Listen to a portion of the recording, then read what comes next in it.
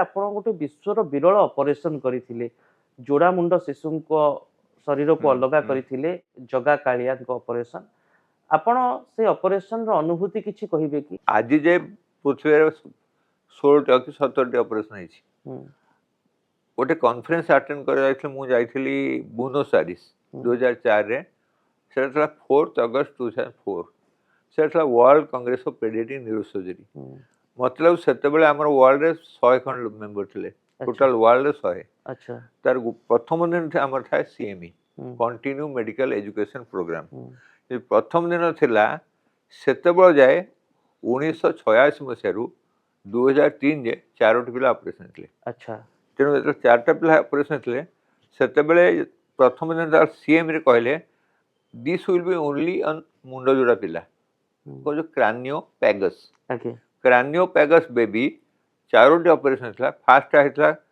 Salt Lake City second था New York गोटे आइतला हमर केप टाउन आ गोटे लंदन 4टी पिला आइतले से 4टी लोक जगह जो टीम थिले से माने सकाळ 8 रु संध्या 4 रे तांकर एक्सपीरियंस कहली गोटे केस रो अच्छा जे आमे एया कलु से कौन दुर्भाग्य कौन थिला जे से कई बसु नथिले किंतु मोर टे इंटरेस्ट था एगोटा कौन कले एमती गोटे सिचुएशन आसला मैं कौन करिया तेणु मोर मन अच्छी हॉल रे 20-30 लोक बसथांती किंतु एते बड़ माने सेमान के रियलाइज करबेन जे जीवन में गोटे ऑपरेशन करिया पड़िबो तेणु सेमान रिलैक्स करथले जे मोर मन अच्छी एठू बुनोस आयरिस परिजा पाई मते लागला 32 घंटा 33 घंटा अच्छा फ्लाइंग टाइम दिल्ली रू सिंगापुर 8 घंटा सिंगापुर केप टाउन 12 घंटा केप टाउन जोहान्सबर्ग 3 घंटा जोहान्सबर्ग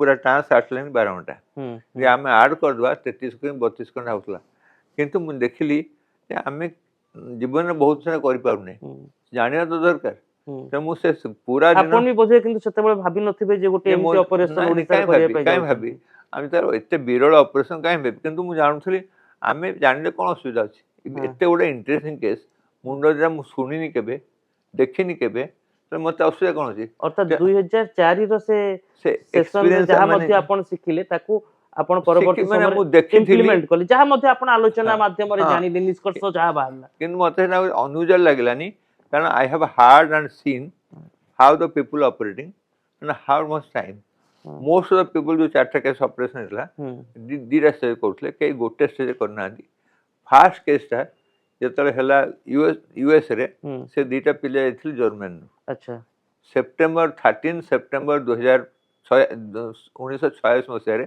से केसटा यूएस रे हला अच्छा से 2टा स्टेज कले गोटे स्टेज था 12 घंटा आ गोटे था 16 घंटा 17 थिला तापर कोनोसी केसटा गोटे फेज हेनी सेहि पे आमे भाबिलु 2टा फेज करबा बहुत स्टडी करबा तो फर्स्ट फेज हला हमर अगस्त 25 सेकंड फेज हमें अक्टोबर 28 एमती करके गोटे फेज हमर 24 घंटा आ गोटे फेज 22-23 घंटा कारण ए पिला गुडाकर टिके मुंड एमि जोड़ थिला जे तांकर गोटे भेन थिला अब सेटा पृथ्वी रे फर्स्ट टाइम पे होतला जे 2 पीपल हैव गॉट एक मेजर भेन एमि हमर कोनोसी जो 4टा कि 5टा केस हेतला गुरु 10टा केस हेतला तर कोनोसी केस नथला जे मेन भेनटा गोटे केमिति ऑपरेशन करले जदी गोटे भेन थिला सेतरा हमें कोन कलु गोटे पिला को मेन भेन दे देलु आ गोटे पिला पे गोटे काडाफर जो भेन गोडरू से भेनटा ओके हमर भेन बैंक रखला कि आपण जानचंदी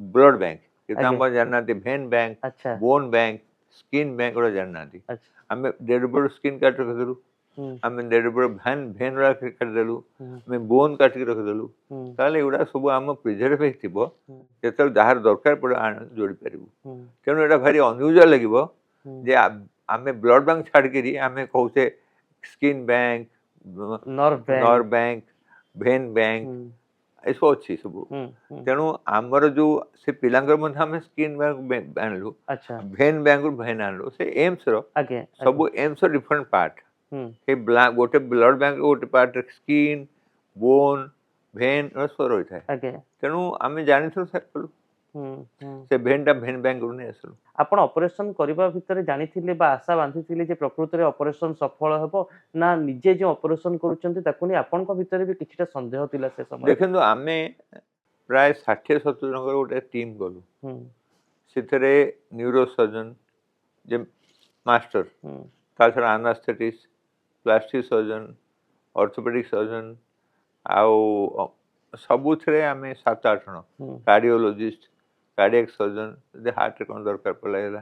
ତେଣୁ ଆମେ 6-7 ଜଣ ସ୍ପେଶାଲିଟି ଡକ୍ଟରଙ୍କର, ତା ଛଡ଼ା କ୍ରିଟିକାଲ କେୟାର, ଆନାସ୍ଥେସିଆ, ଟେକ୍ନିସିଆନ, ଯେଉଁମାନେ ଓଟିରେ ବିନା ଇଣ୍ଟରପ୍ସନରେ 24 ଘଣ୍ଟା କାମ କରିପାରିବେ, ସେଇଭଳିଆ ଟିମ୍ ଆମେ ନେଲୁ।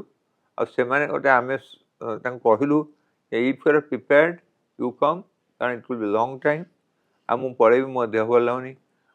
ବହୁତ ସମୟ କ'ଣ କି ଆମେ ଯେତେବେଳେ ଲମ୍ବା ଟାଇମ୍ କରୁଛୁ, ଆମେ ସେତେବେଳେ ଭୋକ ଲାଗିବ, ନିଦ ଲାଗିବ, ମୁଣ୍ଡ ବଥା ହବ। ମୁଁ କହିଲି ଏମିତି ସେମିତି କିଛି ନାହିଁ, ଆପଣ ଆସିବେ ଯଦି କହନ୍ତୁ, ନହେଲେ ଆପଣ ଜୁନିୟର ପଠାନ୍ତୁ, କିଛି କଣ୍ଟିନ୍ୟୁଅସ୍ ଆପଣ ମାନେ 23-24 ଘଣ୍ଟା ଧରିକି କାମ କରିଥିଲେ। କ'ଣ କରାଯିବ। ତେବେ ସାର୍ ସେଇ ଅପରେସନ ସଫଳ ହବ ବୋଲି ଆପଣ ଭାବିଥିଲେ? ପୁଣି ଥରେ ସ୍ପଷ୍ଟୀକରଣ ଚାହିଁବେ। ଦେଖନ୍ତୁ, ସଫଳତା ଆମେ କହୁଛେ doctor treat and god cure. ଆମେ କେମିତି କରିବା ଯେ ଆମେ କେମିତି କହିଦେବା ମୁଁ ଯାହା କରୁଛି ସେଟା ସଫଳ ହବ? ଆପଣ ପରୀକ୍ଷା ଯେତେବେଳେ କରାହଉଛି, କିଏ ଜାଣିଛି 100ରୁ 100 ନେଇ ଆସିବ? ନେଇ ଆସୁଛନ୍ତି ବହୁତ ଲୋକ ଭାବୁଛନ୍ତି I am a good student, I will get a good mark. କିନ୍ତୁ 100ରୁ 100 ଆଣିବା କେତେ ଜଣ? ସେଇଭଳିଆ ଆମେ ବିଚାରିଥିବା ୱିଲ୍ ଟେକ୍ ଏ ଷ୍ଟେପ୍ସ, କାରଣ ଆମେ ନ କରୁ କିଏ କରିବ? ଭାରତରେ ଏମ୍ସର ରାଙ୍କ ହେଉଛି 5 ନମ୍ବର ଇନ୍ ଦ ୱାର୍ଲଡ। ଯଦି ଆମେ ଏମ୍ସର ଷ୍ଟାଟିଷ୍ଟିକ୍ ଆଜି ଦେଖିବା, after Harvard medical school, Yale university, Cambridge ଆଉ ଅକ୍ସଫୋର୍ଡ ପରେ 5 ନମ୍ବରରେ ଆସୁଛି। ତେଣୁ ଏମ୍ସ ଭଳିଆ ଗୋଟେ ଭଲ ହସ୍ପିଟାଲରେ କରିନ କୁଆଡ଼େ ପଠେଇବା? ତା ଛଡ଼ା ଏଇ ଯେଉଁ ପିଲା ଆସିଛନ୍ତି କନ୍ଧମାଳରୁ, ସେମାନେ କୁଆଡ଼େ ଯାଇପାରିବେ? ଯାଇପାରିବେନି। ତେଣୁ ଆମେ କହିଲେ ଏଇଠି କରିବା, କିନ୍ତୁ ଆମେ ଭଲ କରି ପ୍ଲାନ୍ କରିବା। There is nothing urgency, we study then will do. ତାହେଲେ ଆମେ ହବ। ସାର୍ ମନ ଭିତରେ ଗୋଟେ ପ୍ରଶ୍ନ ଆସେ, ଏତେ ଜଟିଳ ଅପରେସନ ଯଦି କୌଣସି ଘରୋଇ ହସ୍ପିଟାଲରେ କରାଯାଇଥାନ୍ତା ତାର କଷ୍ଟ କେତେ ଆସିଥାନ୍ତା? ଆଉ ଏମ୍ସରେ ଯଦିଓ ଏହା ଗୋଟେ ସରକାରୀ ଅନୁଷ୍ଠାନ, ତଥାପି ଯେଉଁ ଖର୍ଚ୍ଚ କରାଗଲା ବା ଯେଉଁ ମାତ୍ରାରେ ମେଡିସିନ, ଅନ୍ୟ ଇକ୍ୟୁପମେଣ୍ଟ ଏସବୁ ବାବଦର ଖର୍ଚ୍ଚକୁ ମିଶିଲେ କେତେ ଟଙ୍କା ଖର୍ଚ୍ଚ ହୋଇଥିବ? ଦେଖନ୍ତୁ, ଆମେ ତ ଏମ୍ସରେ କାଲକୁଲେଟ୍ କରୁନି, କିନ୍ତୁ ମୁଁ ଆଜି ଯଦି ରେଟ୍ରୋସ୍ପେକ୍ଟରେ କ୍ୟାଲକୁଲେଟ୍ କରିବି, ଇଟ୍ ମଷ୍ଟ ବି 1 crore and plus। ଆଚ୍ଛା। ସେଇଠି ମୁଁ କ'ଣ ଥିଲି, ଯେତେବେଳେ ଆମକୁ ନବୀନ ପଟ୍ଟନାୟକ ଗଭର୍ଣ୍ଣମେଣ୍ଟ କହିଲା କେତେ ପଇସା ଲାଗିବ, କହିଲି 1 to 1.5 crore ଲାଗିବ। ଏତେ ତ ଅନପ୍ରେଡିକ୍ଟେବଲ୍, କେତେ ପିଲା ରହିବ, କେତେ ବ୍ଲଡ୍ ଲାଗିବ, ସେ ଆମକୁ 1 crore ଦେଲେ। ଆଉ I was very happy and I wrote A thankful letter. କିନ୍ତୁ ଆମେ 20 ଲକ୍ଷ ଷ୍ଟେଟ୍ ଗଭର୍ଣ୍ଣମେଣ୍ଟ ଖର୍ଚ୍ଚ କଲୁ, ଆଉ ସବୁ ଖର୍ଚ୍ଚ ଏମ୍ସ କଲୁ। ଏମ୍ସ ଖର୍ଚ୍ଚ କଲୁ। ତେଣୁ ମୁଁ ତାଙ୍କୁ 80 ଲକ୍ଷ ଫେରେଇ ଦେଲି। ଯଦି ଆମେ 2012 କଥା କହୁଛେ, 1.5 କୋଟି, ତାହେଲେ 3-4 କୋଟି ଲକ୍ଷ ଖର୍ଚ୍ଚ ହବ, ଆରାଉଣ୍ଡ $500,000 ଖର୍ଚ୍ଚ ହବ ତା ପାଇଁ। ତେଣୁ ସବୁ ଜାଗାରେ କରିହେବନି, ସବୁ ହସ୍ପିଟାଲ କରିହେବନି, ଟିମ୍ ଅଫ୍ ଦରକାର। ଏଠି ମୁଁ କହୁନି ଡକ୍ଟର ସାଲେରୀ, ଡକ୍ଟରଙ୍କୁ ପଇସା, କିନ୍ତୁ ଇକ୍ୟୁପମେଣ୍ଟ କଥା କୁହାଯାଉ, ମେଡିସିନ କଥା କୁହାଯାଉ, ସପୋର୍ଟ ସିଷ୍ଟମ କଥା କୁହାଯାଉ, ଏ ବାବଦର ଖର୍ଚ୍ଚ। ତେଣୁ ଆପଣ ଯଦି ପ୍ରାଇଭେଟ ଗଭର୍ଣ୍ଣମେଣ୍ଟରେ ଖର୍ଚ୍ଚ କରିବେ, ଏଇଟା ବହୁତ 3 crore। କିନ୍ତୁ ଯଦି ପ୍ରାଇଭେଟରେ କଲେ ତ ଆହୁରି ବହୁତ ବେଶୀ। ଆପଣ ଯୋଉ 80 ଲକ୍ଷ ଫେରେଇ ଦେଲେ ଗଭର୍ଣ୍ଣମେଣ୍ଟକୁ, ସେତେବେଳେ ସରକାର କିଛି କହିଲେନି? କିଛି କହିଲେନି। ସେ ଯେତେବେଳେ ଯାଇ ମୁଁ ଲେଖିଲି ଯେ we have had spent only 20 lakhs from your budget, ଆଉ rest of government of India ଖର୍ଚ୍ଚ କରିଛି, and it will be more than 1 crore। କୁଆଡ଼େ ଗଲା, ମୋତେ କାହିଁ ରିପ୍ଲାଏ ଆସିଲାନି, ମୁଁ ପଠେଇ ଦେଇଥିଲି। କିନ୍ତୁ ସାର୍ ଏ ଅପରେସନ ପରେ କାଳିଆର ଦେହାନ୍ତ ହେଇଗଲା, କାହିଁକି ଗୋଟିଏ ଶିଶୁ ବଞ୍ଚିଲା ଆଉ ଗୋଟିଏ ଶିଶୁ ମରିଗଲା? ଦେଖନ୍ତୁ, ଯୋଉ କାଳିଆର ଦେହାନ୍ତ ହେଲା ସେ 4 ବର୍ଷ ପରେ ହେଲା। ଏମାନଙ୍କର ଅପରେସନ ହେଇଥିଲା ସେପ୍ଟେମ୍ବର, ଅଗଷ୍ଟ ଆଉ ଅକ୍ଟୋବର 2017ରେ। କାଳିଆର ଦେହାନ୍ତ ହେଲା ନଭେମ୍ବର 2020ରେ। I was always in belief that ଏ ପିଲାମାନଙ୍କୁ ତାଙ୍କର ନିଜ ଏନଭାରନମେଣ୍ଟ ପଠେଇଦେବା, ସେମାନେ ଠିକ୍ ହେଇଯିବେ ଜଲ୍ଦି। ତେଣୁ କିନ୍ତୁ ତା ମା ବାପା ନେଉନଥିଲେ ତାଙ୍କୁ। ସେ କହୁଥିଲେ ଏଇଠି ଅଛୁ, ତାଙ୍କୁ 2ଟା ରୁମ୍ ଅଛି, AC ଅଛି, 5 star ଖାନା ମିଳୁଛି, କାହିଁ ଜଣେ ଯିବ? ତେଣୁ ସେମାନେ 1.5 ବର୍ଷ ରହିଲେ ପ୍ରାୟ ଏମ୍ସରେ। ମୁଁ ଆସିଲାକୁ ଅପରେସନ ସରିକି 2 ମାସ ଯାଇଥିଲା। ମୁଁ ତାଙ୍କୁ ମେଣ୍ଟାଲି କହୁଥିଲି ତୁମେ ଓଡ଼ିଶା ପଳାଅ, ନହେଲେ ତୁମ ଘରକୁ ପଳାଅ, କାରଣ ତୁମ ଘରେ ଏ ପିଲାମାନେ ଜଲ୍ଦି ଠିକ୍ ହେବେ। କାହିଁକି ସାର୍? कहीं family environment hmm, they were not ICU hmm, they are eating आपण घरे बेसी खुशी रहिबे ना 5 स्टार होटल रहिबे तेणु निश्चित 5 भाବରେ स्टार घरे जଣେ घर ଖୁସିରେ रहिबो ରହିବ। तेणु आपण एनवायरनमेंट पहुंचे न्यूट्रिशन बढ़िबो हम्म, लोकल इम्यूनिटी बढ़िबो हम्म, सब आस्ते आस्ते से स्टिकर रही था हम्म, मानसिक चिंताधारा बढ़िबो हम्म, किंतु आमर से एम्स रे हम्म, 1.5 वर्ष रहिले मु फेरिया पर ମଧ୍ୟ ସେମାନେ ଆହୁରି ଗୋଟେ ବର୍ଷ ରହିଲେ अच्छा ତା ଛଡା କଟକ ପଳେଇ ଆସିଲେ हम्म, ସେତେବେଳେ କୌଣସି ଜଷ୍ଟିଫିକେସନ ନାହିଁ हम्म, କଟକରେ 4-5 ବର୍ଷ ତାଙ୍କୁ ଘର କହିଛନ୍ତି ଘରୁ ଯା ଭାରି हम्म। ସମସ୍ତେ ତାଙ୍କ କିଛି ନା କିଛି ଇଣ୍ଟରେଷ୍ଟ ଥିଲା କଟକରେ ଯୋଉ ଟ୍ରିଟମେଣ୍ଟ ଚାଲୁଥିଲା ସେଇ ଟିମ୍ ଆପଣ ମାନଙ୍କ ସହିତ ଯୋଗାଯୋଗରେ ରହୁଥିଲେ? ମୋ ସାଙ୍ଗେ କେହି ଯୋଗାଯୋଗ ମୁଁ ଆସିଲା ପରେ ନା ସରକାର ଯୋଗାଯୋଗରେ ଥିଲା ହଁ, କୋଇ ଟିମ୍ କାରଣ ଏଠି କୌଣସି ଟିମ୍ ଚାହୁଁଥିଲେ ଆମେ ହାତରୁ ଛାଡ଼ିଦବୁ ଆଚ୍ଛା ଆମେ କହୁ ସମସ୍ତେ ଯେ ସମସ୍ତେ ଗୋଟେ ଏଇ କେସ୍ କୁ ହ୍ୟାଣ୍ଡେଲ କରିକି ନିଜର ଗୋଟେ କ୍ରେଡିଟ ନେବା ପାଇଁ ପ୍ରତିଷ୍ଠା ବା ନଉଥିଲେ କ୍ରେଡିଟ ନେବା ପାଇଁ ଚାହୁଁଥିଲେ। ଚାହୁଁଥିଲେ ତେଣୁ ଆମକୁ ଦରକାର ବି ନଥିଲା ମୁଁ ତ କହୁଛି ଯେ ଡିସେମ୍ବର 17 ମୁଁ ରିଟାୟାର ହେଲି ତା ପୂର୍ବରୁ କହୁଥିଲି ତମେ ଘରକୁ ପଳାଅ ହଁ, ତ ମୁଁ ଯାଇ କାହାକୁ କହିବିନି ରଖ ବୋଲି ହୁଁ, କିନ୍ତୁ ହୁଁ, ରଖିଥିଲେ ହୁଁ, ସେ ରହିବା ଭିତରେ କେତେ ସେତେବେଳେ ସେମାନେ ଅପରେସନ ହେଇଥିଲା ତାଙ୍କୁ ବର୍ଷେ 7 ମାସ ହେଇଥିଲା ହୁଁ, ତାପରେ 1.5 ବର୍ଷ ଖଣ୍ଡେ ହସ୍ପିଟାଲ ରହିଲେ ହୁଁ, ତାମାନେ 3 ବର୍ଷ ପ୍ଲସ୍ ହେଇଗଲା ହୁଁ, ସେ ଯୋଉ ସେକେଣ୍ଡ ପିଲାରେ ଆମର କାଳିଆଟା ଡେଥ୍ ହେଲା ତ ନିମୋନିଆ ହେଇଗଲା ହୁଁ, ଆମ ଦେଶରେ commonest cause of death in children normal children ହୁଁ, ଇଜ୍ ଡାଇରିଆ ଆଉ ନିମୋନିଆ ନିମୋନିଆ। ନିମୋନିଆ ତେଣୁ ଯେକୌଣସି ପିଲାକୁ ଯଦି ନିମୋନିଆ ହୁଏ ଆଉ ତାର ଇମ୍ୟୁନୋ ଡିଫିସିଏନ୍ସି ଅଛି ତାହେଲେ ତାର ବଞ୍ଚିବା ଚାନ୍ସ କ'ଣ 30-40%। ଇଏ ଗୋଟେ ବଡ ଗ୍ୟାପ୍ ରହିଲା କି ବା ଲେକୁନା ରହିଲା କି ଯେ ଦିଲ୍ଲୀରେ ଯୋଉ ଟିମ୍ ଅପରେସନ କରିଥିଲେ ଆପଣଙ୍କ ଟିମ୍ ଯେତେବେଳେ ସେମାନେ ଓଡିଶା ଫେରିଲେ ଆଉ ତାଙ୍କ ସହିତ କିଛି ଟ୍ରିଟମେଣ୍ଟ କନସଲ୍ଟ ଯୋଗାଯୋଗ କଲେ ନଥିଲା ନାହିଁ ଯୋଗାଯୋଗରେ ରହିଲେ ନାହିଁ ଯଦି ହୁଏତ ସେଇ ଯୋଗାଯୋଗ ରହିଥାନ୍ତା ସ୍ଥିତି ଆଜି ଜଗା କାଳିଆଙ୍କ କ୍ଷେତ୍ରରେ କିଛି ଭିନ୍ନ ହେଇଥାନ୍ତା। ଏଇଟା ତ କହିବା ବଡ଼ କଷ୍ଟ କିନ୍ତୁ ଏଥିକାଲି ଯୋଉ ଡକ୍ଟର ମାନେ ଓଡ଼ିଶା ଟ୍ରିଟ୍ କଲେ ଆମକୁ କଣ୍ଟାକ୍ଟ କରିବା ଦରକାର ଯେ ଆମେ ଯିଏ ଡାକ୍ତର ଅପରେସନ କରୁ ତାଙ୍କଠୁ କ'ଣ ଫିଡବ୍ୟାକ୍ ନେବା ହୁଁ, ମଧ୍ୟରେ ପଚାରି ପାରିଥାନ୍ତି ହୁଁ, କିନ୍ତୁ ସମସ୍ତେ ଭାବିଲେ ଦେ ଆର୍ କମ୍ପିଟେଣ୍ଟ ହୁଁ, କମ୍ପିଟେଣ୍ଟ ଫର୍ ଦିସ୍ ଏ କିଛି ପ୍ରୋବ୍ଲେମ୍ ନାହିଁ ହୁଁ, ଦେ ଆର୍ ଇଟିଂ ଟକିଂ ଇଟିଂ ମୁଭିଂ କାହିଁ କ'ଣ ଏକ୍ସପ୍ରେସ୍ କରିବ ହୁଁ, ତେଣୁ ଆମ ସାଇଡ୍ରୁ ହେଲା ଏଥିକାଲି ସୁଡ୍ ହାଭ୍ କଣ୍ଟାକ୍ଟ ହୁଁ, ଅନ୍ୟ ସାଇଡ୍ ଦେଖିବା କିଛି ରୋଗ ନାହିଁ ସବୁ ଠିକ୍ ଅଛି ଆମେ କାହିଁ ତାକୁ କାହାଠୁ କଣ୍ଟା ନେବା ହୁଁ, କ'ଣ ବର୍ତ୍ତମାନ ଆମେ ଯଦି କହିବା ଡକ୍ଟର ମହାପାତ୍ର ପେସେଣ୍ଟକୁ ଆସି ମାନେ କଟକରେ ଦେଖନ୍ତୁ ସେ ଭାବି କ'ଣ କଟକରେ ଲୋକ ନାହାନ୍ତି ଗୋଟେ ଅର୍ଡିନାରୀ ହୁଁ, ପିଲାଙ୍କୁ ଟ୍ରିଟ୍ କରିବା ପାଇଁ ହୁଁ, ତେଣୁ ଛକା ପୁଞ୍ଜାରେ ରହିଗଲା ହୁଁ, କିନ୍ତୁ ମୋର କହିବା କଥା ହେଲା ଯେ ତାଙ୍କୁ ଓଡ଼ିଶାରେ ଏତେ ଦିନ ହସ୍ପିଟାଲ ରଖିବା କଥା ନୁହେଁ ଆଚ୍ଛା ଯେତେବେଳେ ମୁଁ ଚାହୁଁଥିଲି ଡିସେମ୍ବର 17 ମସିହାରେ ତାଙ୍କୁ ଘରକୁ ପଠାଇ ଦିଅ ଆଜ୍ଞା why should they stay up to 20 November ହୁଁ, ହୁଁ, ତେଣୁ